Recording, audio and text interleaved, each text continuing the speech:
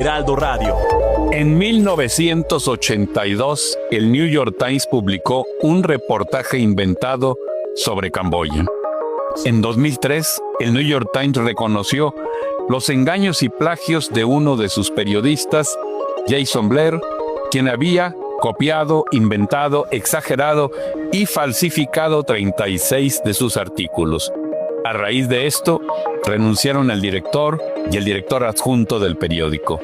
Antes, en 2001, el New York Times admitió que había publicado una crónica con datos inventados sobre un chico esclavo de África.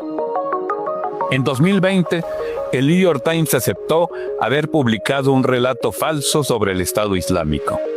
Mucho tiempo antes, en 1932, un periodista del New York Times recibió un premio Pulitzer por su trabajo que negaba la hambruna en Ucrania, aquel terrible y demostrado genocidio causado por Stalin.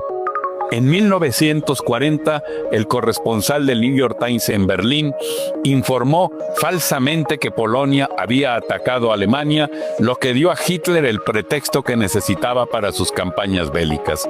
No fue un error del New York Times, sino propaganda a favor de los nazis. Después, un corresponsal del New York Times en Vietnam publicó una serie de informes sin fuente, alegando un amplio descontento con el gobierno vietnamita. Llegó a decir que el gobierno de Vietnam masacró a 30 monjes budistas, lo que nunca ocurrió. Más recientemente, durante la pandemia de COVID, el New York Times recibió el Pulitzer 2021 por publicar falsamente que el virus había surgido de un instituto de virología de China. Ahora mismo, la dirección del New York Times defiende un reportaje que no puede ser verdadero acerca de las cocinas de fentanilo en Culiacán, Sinaloa, México. En la mañanera de la presidenta Claudia Sheinbaum se han dado argumentos científicos muy sólidos que refutan la información del New York Times.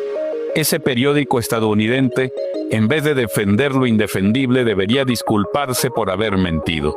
En nada ayuda al periodismo global insistir en una falsedad, una más en la historia del New York Times. El periodismo debe estar al servicio de la verdad. Ir contra la ciencia no honra a los editores del principal diario de Estados Unidos. Esta batalla perdida contra los argumentos técnicos del equipo de Sheinbaum terminará por dañar la credibilidad de toda la industria periodística y fortalecerá la aprobación de la presidenta de México que, como hemos visto en el tracking Claudiometrics, es muy alta y no disminuirá por los inventos de un periódico famoso. Claudia